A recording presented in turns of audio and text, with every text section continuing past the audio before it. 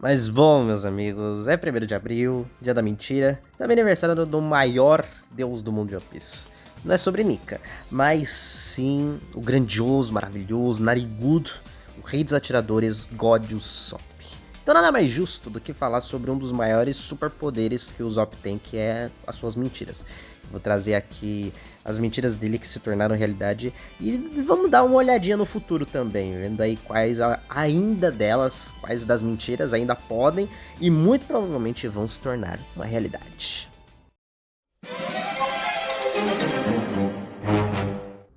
Vamos voltar no tempo, diretamente para o arco da Vila Syrup, onde conhecemos o menino Usopp. Foi lá que conhecemos a sua história com relação às suas falácias e mentiras, e a partir deste arco, muitas das mentiras que o Usopp contou viraram realidade dezenas, até centenas de capítulos depois. A primeira delas foi já no capítulo 23, uma das principais que o Usopp contou desde a sua infância, onde o Usopp disse que os piratas estavam atacando o vilarejo. Mal sabia ele que 5 capítulos depois, no capítulo 28, os piratas Kuro chegariam na Vila Syrup, querendo atacar o vilarejo. Isso sem falar na toda a descoberta que o Kuro é um pirata capítulos atrás e que estava planejando aí todo um negócio para matar a Kaia e dominar aí a fortuna dela. Mas graças à ajuda do nosso trio monstro, Nami, Zoro e Ruffy, tudo foi resolvido. Um capítulo depois da primeira aparição do Usopp, já no capítulo 24, o Usopp vai contar diversas histórias para Kaia que mais tarde também se tornarão realidade. A primeira delas é sobre uma vez, quando ele tinha 5 anos, que lutou com um peixe dourado gigante, cujas fezes eram tão grandes e compridas que ele pensou que era uma ilha.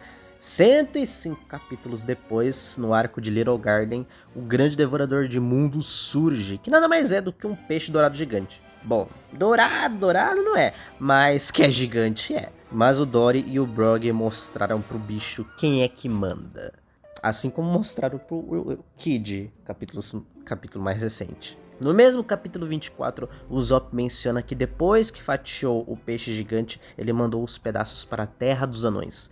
687 capítulos depois, no arco de Dressrosa, somos apresentados ao reino dos Tontatas. Por sinal, o nome do capítulo é Uma Aventura na Terra dos Anões. Mais tarde, os Tontatas seriam aliados ali contra o Doflamingo, e o Léo hoje faz parte da grande frota dos Chapéus de Palha. E ainda, no capítulo 24, o Usopp diz que viu uma topeira gigante entrar na mansão da Kaia quando o Kuro aparece ali para expulsar a galera da mansão.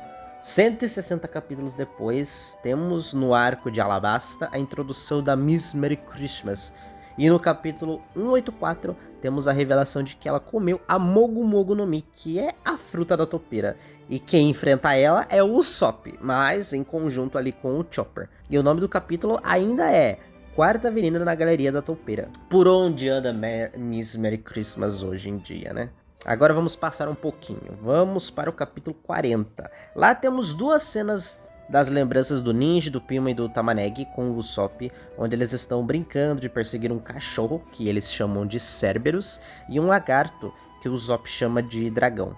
Não dá pra se dizer que é uma mentira, mas isso é resgatado. 404 capítulos depois, no capítulo 444, lá no arco de Thriller Bark, o Cerberus realmente aparece perseguindo ali a Nami, o Usopp e o Chopper. E depois, 615 capítulos depois, do capítulo 40, lá no 655, os Chapéus de Palha encontram o dragão artificial de Punk Hazard, no arco de mesmo nome, né? Agora, já no capítulo 41, durante o flashback do Usopp, onde a Banshina, mãe dele, está para morrer, o Usopp pergunta se ela não ouviu falar sobre um remédio milagroso que consegue curar todas as doenças. E 719 capítulos depois, temos o flashback com a Ope Ope no Mi surgindo, dita ser uma Akuma no Mi suprema, e que é capaz de curar doenças incuráveis, e realmente é. Ela foi capaz de curar a doença do chumbo branco que o LoL tinha, e que era dita ser uma doença completamente incurável. Agora, quem não lembra de todas as vezes que o Usopp dizia que tinha 8.000 seguidores, falava isso por todos os lados, e pois muito que bem, né, 700 e tantos dessa falação toda, não é que ele ganhou seus 8.000 seguidores lá no arco de Dressrosa, depois que ele derrotou a Sugar e salvou centenas de pessoas da maldição deles terem virado brinquedo. Teve os Tontatas, Hyruujin e aquelas centenas de pessoas lá. E hoje, ou seja, realmente ele conseguiu os seus seguidores. Não sei se contando tudo ali vai dar 8.000, mas deve ter esse tanto sim. Ainda por cima foi chamado de God Usopp, Deus Usopp. Tem toda aquela cena hilária do teto se quebrando, iluminando ali o Usopp, como se ele fosse Cristo, por exemplo. O pessoal achando que ele era um milagre, que ele foi enviado dos céus. É muito bom. É nessa parte que, nossa, Dressrosa ganha pontos demais, cara. Nossa, muito bom.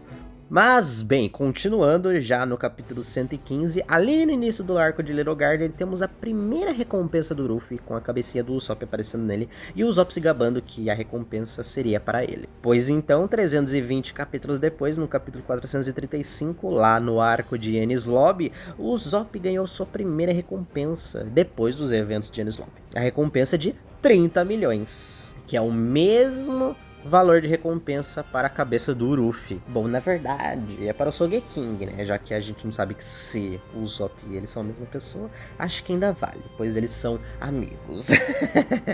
Capítulo 133, lá no arco de Drum, quando Dalton está contando a história sobre a Cureha e o Usopp berra sobre o abominável Homem das Neves estar vindo das Montanhas Geladas. 532 capítulos depois, no arco de Punk Hazard, os Yetical Brothers são introduzidos, os assassinos da montanha.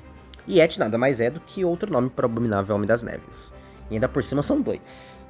E uma das pérolas ditas em One Piece também se tornou realidade no capítulo 458, no arco de Thriller Bark. O Usopp tenta arrumar um jeito de acordar o Zoro, o Sandy e o Luffy e diz que tem uma bela espadachim que está segurando uma carne. E os três acordam na hora, cada um interessado em um aspecto diferente, né? O Luffy em questão da carne, o Zoro pela dama ser um espadachim e o Sandy por ser uma mulher. E assim, 262 capítulos depois, lá no arco de Dressrosa, temos a introdução da Rebecca, que compra ali carne para o Luffy. Além dela ser uma bela mulher e ser uma espadachim. Mas bom, vimos bastante aqui do passado, mas agora vamos tentar enxergar um pouco ali do futuro. Certas mentiras que o Usopp contou, que mais cedo ou mais tarde vão acontecer de alguma forma, elas vão se tornar realidade. A primeira que nós temos é em relação a ele ser um bravo guerreiro do mar. Desde o capítulo 24 ele diz isso, e esse é o seu sonho final, seu objetivo. Que com certeza vai ser o maior momento do personagem, quando ele reconhecer que na verdade ele já pode ser esse bravo guerreiro do mar. Por mais covarde que ele ainda possa ser em certos momentos, quando precisa dele, ele tá lá para dar conta do recado. Então o Usopp, pra mim, já é um bravo guerreiro do mar. Você já é um bravo guerreiro do mar, Usopp.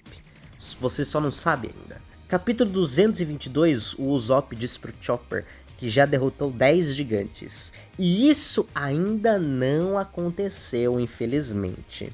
Achávamos que o Usopp iria derrotar todos os 10 Numbers em um ano, mas não rolou. Os Numbers, por sinal, só eram um saco de lixo, né?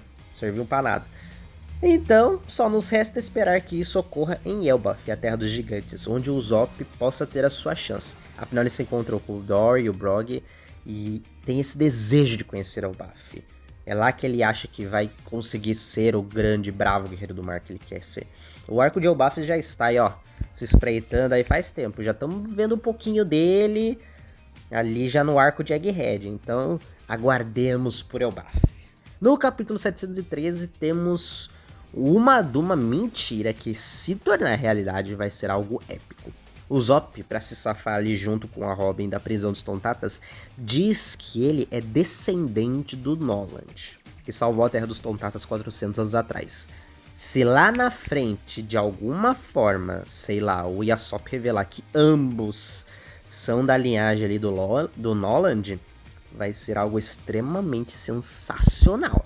Já que existe toda essa relação do Noland ter sido considerado um mentiroso, e ele estava dizendo a verdade sobre a Cidade do Ouro, Skype e tudo, e ao contrário do que acontece com o Usopp, ele mente, mas as suas mentiras, de alguma forma, se tornam realidade, se tornam verdade. O Noland foi tratado como mentiroso. Então essa relação com a mentira existe entre o Noland e o Usopp. Quesitos diferentes, mas existe. Além de ter, assim, uma certa semelhança em design, né? Inclusive o nariz um tanto quanto avantajado. Só que o do Noland é um pouco mais redondinho e o do Usopp é um pouquinho mais pro comprido.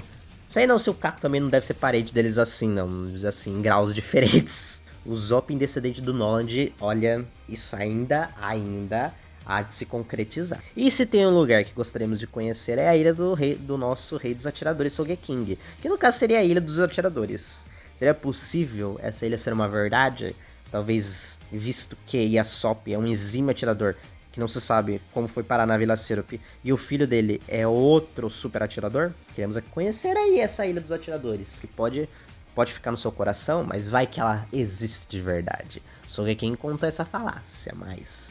e se ela existir mesmo? Mas talvez a mentira que todos queiram que seja real é a mentira que o Usopp conta em capítulos mais recentes, ali no 1024 mais precisamente, que é o arco de Wano. Se eu não me engano, ele também falou um pouquinho disso em Dressrosa, lá com os Tontatas. Ele falou que derrubou 50 mil homens peixe, quando na verdade era o Luffy. Todos estão ali no arco de Wano impressionados, achando que o Usopp tem haki do rei.